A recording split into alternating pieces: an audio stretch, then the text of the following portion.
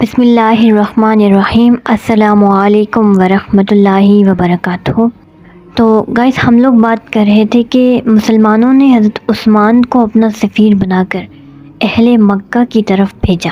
حضرت عثمان حضور علیہ الصلوۃ والسلام سے رخصت ہو کر مکہ گئے اور رؤسائے قریش سے ملاقات کی۔ صحیح صورتحال سے انہیں آگاہ کیا۔ انہوں نے کہا، ہے عثمان، تمہیں کعبہ کا طواف کرنے کی اجازت ہے؟ آپ نے جواب دیا، جب تک اللہ تعالیٰ کا پیارا رسول خانہ کعبہ کا طواف نہیں کرے گا میں طواف نہیں کروں گا۔ اور آپ نے مزید انہیں بتایا کہ ہم جنگ کرنے کی غرض سے نہیں آئے، ہم نے احرام باندھا ہوا ہے اور قربانی کے جانور ہمارے ساتھ ہیں اور اسلحہ بھی ہمارے پاس نہیں۔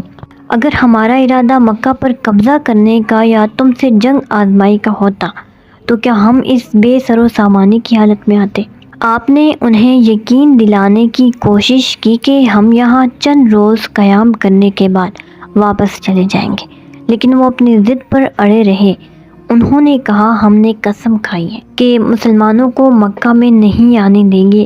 آپ اس وقت واپس چلے جائیں اور آئندہ سال کے بارے میں سوچا جا سکتا ہے۔ اہل مکہ نے حضرت عثمان کو اپنے پاس روک لیا تاکہ بات چیت کا سلسلہ جاری رہے۔ دوستو، اسی سنا میں یہ افواہ پھیل گئی کہ اہل مکہ نے حضرت عثمان کو شہید کر دیا ہے۔ حضور علیہ الصلوۃ والسلام نے اعلان کر دیا کہ جب تک عثمان کے خون کا بدلہ نہیں لیں گے یہاں سے نہیں ٹلیں گے، اور صحابہ کو حکم دیا کہ وہ جان کی بازی لگا دینے کے لیے بیعت کریں۔ سرور عالم ایک درخت کے نیچے جلوہ افروز ہیں۔ صحابہ کرام پروانوں کی طرح شوق شہادت سے سرشار بیعت کر رہے ہیں۔ انہیں یہ بات اچھی طرح معلوم ہے کہ وہ اپنے مرکز سے 250 میل دور ہیں اور ان کی تعداد صرف اور صرف 1400-1500 ہے۔ جنگ کے لیے جس قسم کے اسلحہ اور ساز و سامان کی ضرورت ہوتی ہے اس کی کمی ہے۔ بادیہ نشین قبائل میں سے کوئی بھی ان کی مدد کرنے کے لیے تیار نہیں۔ دشمن اپنے علاقے میں ہے، وہ مکہ کے سارے جنگجوؤں کو میدان میں لا سکتا ہے۔ ضرورت کے وقت دوست قبائل بھی ان کی مدد کو پہنچ سکتے ہیں۔ ان حالات کو سمجھتے ہوئے بھی وہ عشق اور ایمان کے تقاضوں سے باخبر ہیں اور ان کو عمدگی سے پورا کرنے کی جرأت بھی رکھتے ہیں۔ نتائج سے بے نیاز ہو کر وہ اپنے حاجی مرشد کے دستے مبارک پر سر کٹانے اور جان دینے کی بیعت کر رہے ہیں۔ ان پاک باز اور نیک نہاد عشاق کے جذبہ ایثار پر عالم بالا کے مکینوں کو بھی وجد آ گیا ہوگا۔ اسی حالت میں جبریل امین آئے اور خداوند کریم کا یہ پیغام سنا کر شمع جمال مصطفیٰ کے پروانوں کو یوں خوشخبری سنائی کہ بے شک راضی ہو گیا ہے اللہ تعالیٰ مومنین سے جب وہ درخت کے نیچے آپ دستے حق پرست پر سر دھڑ کی بازی لگانے کی بیعت کر رہے۔ دوستو، یہ بیعت تاریخ اسلام میں بیعت رضوان کے نام سے مشہور ہے۔ آج بھی اس کے تذکرے سے ایمان کو جلا اور عشق کو نئی توانائیاں نصیب ہوتی ہیں۔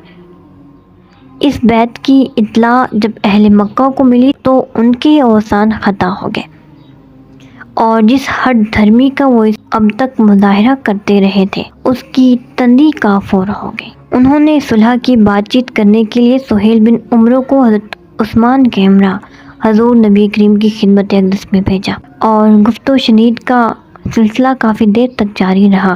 آخرکار ایک معاہدہ صلح طے پایا جس کی کچھ شرائط رکھی گئی کہ فریقین 10 سال تک ایک دوسرے سے جنگ نہیں کریں گے اور کوئی فریق خفیہ یا اعلانیہ ایسی حرکت نہ کرے گا جو امن و آشتی کو درہم برہم کر۔ اس عرصے میں اگر کوئی قریشی اپنی ولی کی اجازت کے بغیر مکہ سے بھاگ کر حضور کے پاس چلا جائے گا تو حضور اسے واپس کر دیں گے، لیکن اگر کوئی مسلمان اپنے دین سے مرتد ہو کر مکہ چلا جائے گا تو اہل مکہ اسے واپس نہیں کریں گے۔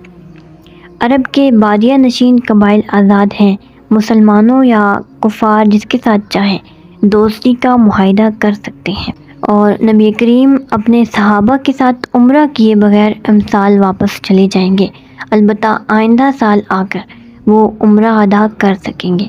انہیں 3 دن تک مکہ میں ٹہرنے کی اجازت ہوگی۔ تلوار کے سوا ان کے پاس کوئی ہتھیار نہ ہوگا اور تلوار بھی میان میں رہے گی۔ اہل مکہ ان 3 دنوں میں مکہ سے باہر چلے جائیں گے، لیکن مسلمان جب واپس جائیں گے تو مکہ کے کسی شخص کو ساتھ نہیں لے جائیں گے۔ دوستوں، مسلمانوں نے معاہدے کی جب یہ شرائط سنی تو ان پر رنج و ان کا گویا پہاڑ ٹوٹ پڑا۔ ان کی غیرت ایمانی یہ کب گوارا کر سکتی تھی کہ حق و صداقت کے علمدار ہوتے ہوئے وہ باطل سے دب کر صلح کرے۔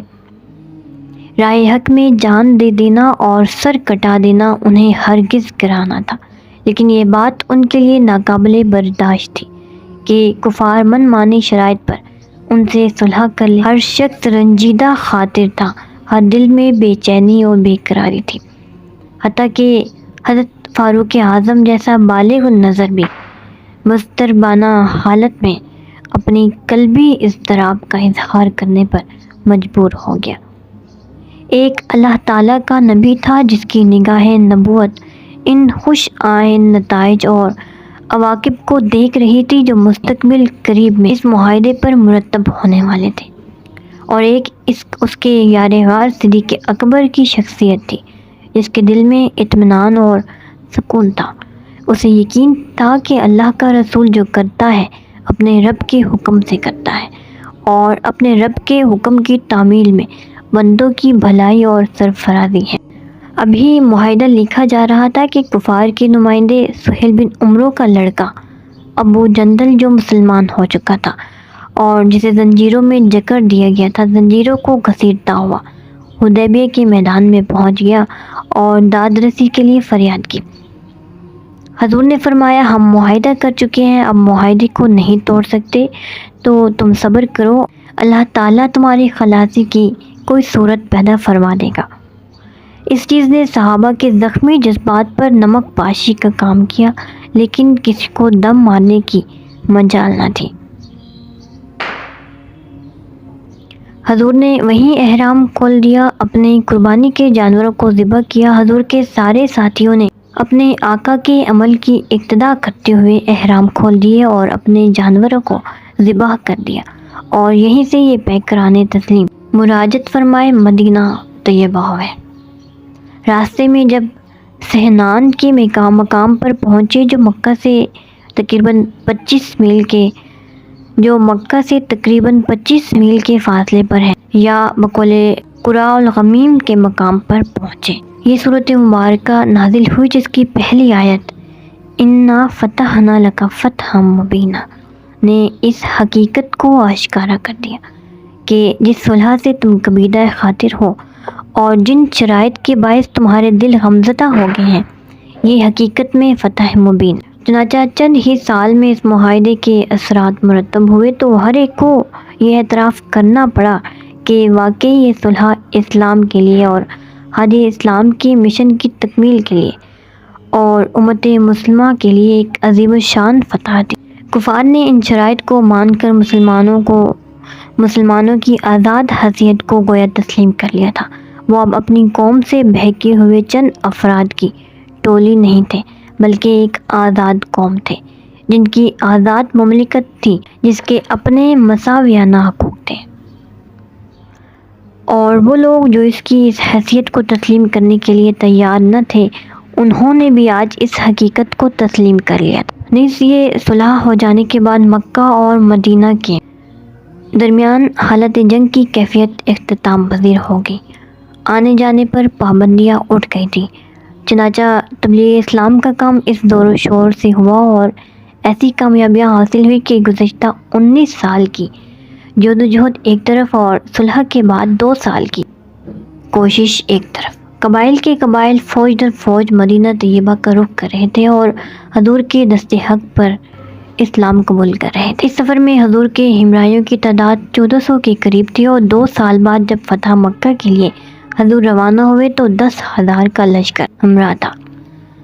امن قائم ہو جانے کے بعد حضور علیہ السلام کو یہ موقع مل گیا کہ جو علاقے اسلام کے زیر نگین ہو چکے ہیں ان میں اسلامی حکومت کو مستحکم بنیادوں پر قائم کر دیا جائے اور اسلامی قانون کے نفاذ سے مسلم معاشرے کو ایک نئی تہذیب میں ڈھال دیا جائے۔ دوستو، اس صلح کا یہ فائدہ بھی کچھ کم اہم نہیں تھا کہ قریش کی جانب سے جب اطمینان ہوا تو حضور نے شمالی عرب اور وسط عرب کی مخالف طاقتوں کو مسخر کرنے کے لیے عنان توجہ مبذول فرمائی۔ صلح حدیبیہ کے 3 ماہ بعد یہودیوں کے اہم مراکز خیبر، فدق، وادی القرا، تیمہ اور تبوک پر اسلام کا پرچم لہرانے لگا، اور وسط عرب میں پھیلے ہوئے بادیہ نشین قبائل جو پہلے قریش کے حلیف تھے، ایک ایک کر کے حلقہ اسلام میں داخل ہو گئے یا حضور کی اطاعت قبول کر لی۔ صلح نامہ کی جو شرط مسلمانوں کے لیے سب سے زیادہ پریشانی کا باعث بنی تھی وہ شرط نمبر 2 تھی، جس کی روح سے اگر اہل مکہ کا کوئی آدمی بھاگ کر مدینہ طیبہ میں جاتا تو اس کو واپس کرنا ضروری تھا، اور اس کے برعکس اگر مسلمانوں کا کوئی آدمی بھاگ کر مکہ چلا جاتا تو مسلمان اسے واپس نہیں لے سکتے تھے۔ لیکن قلیل عرصے کے بعد خود اہل مکہ کی درخواست پر یہ شرط معاہدے سے خارج کر دی گئی۔ ہوا یوں کہ ابو بصیر جو اسلام لا چکا تھا اور جسے اہل مکہ نے اس جرم کی پاداش میں قید کر دیا تھا، قید سے بھاگ نکلا اور مدینہ طیبہ پہنچ گیا۔ کفار نے اسے واپس لانے کے لیے آدمی بھیجے تو حضور علیہ الصلوۃ والسلام نے معاہدے کا احترام کرتے ہوئے اسے واپس چلے جانے کا حکم دیا۔ راستے میں وہ پھر ان لوگوں کے قبضے سے بھاگ نکلنے میں کامیاب ہو گئے اور بحر احمر کے ساحل پر اس جگہ ڈیرا لگا لیا جہاں سے قریش کے تجارتی قافلے گزرتے تھے۔ جب دوسرے مسلمانوں کو پتہ چلا جو مکہ میں قید و بند کی سختیاں جھیل رہے تھے تو وہ قید سے جان چھڑا کر ابو بصیر کے پاس جمع ہونے لگے، یہاں تک کہ 70 آدمی وہاں جمع ہو گئے، اور قریش کا جو قافلہ ادھر سے گزرتا وہ اسے لوٹ لیتے اور اکا دکا جو کافر ملتا اسے موت کے گھاٹ اتار دیتے۔ اس صورتحال سے اہل مکہ بہت پریشان ہو گئے، چنانچہ انہوں نے اپنا ایک وفد مدینہ طیبہ بھیجا اور یہ درخواست کی کہ ابو بصیر اور ان کے ساتھیوں کو اپنے پاس مدینہ بلا لے، اور اس شرط کو منسوخ کرنے کا مطالبہ کیا۔ تو دوستو اس طرح انا فتحنا لک فتحا مبینا کی عملی تصویر اپنوں اور بیگانوں نے اپنی آنکھوں سے دیکھ لی، الحمدللہ۔ یہ تھا سورۃ فتح کا تاریخی پس منظر۔ آئی ہوپ آپ لوگوں کو سمجھ آئی ہوگی، اور مزید کچھ پوچھنا ہو تو اور ساتھ اپنی رائے کا اظہار بھی مجھے ضرور دیجیے کمنٹ سیکشن میں۔ انشاءاللہ ایک نئی ویڈیو کے ساتھ اور ایک نئے ٹاپک کے ساتھ پھر ملتے ہیں۔ جو نیو آئے ہیں چینل پر وہ چینل کو ضرور سبسکرائب کریں اور اپنی خصوصی دعا میں یاد رکھیے گا۔ تھینک یو سو مچ۔ اللہ حافظ۔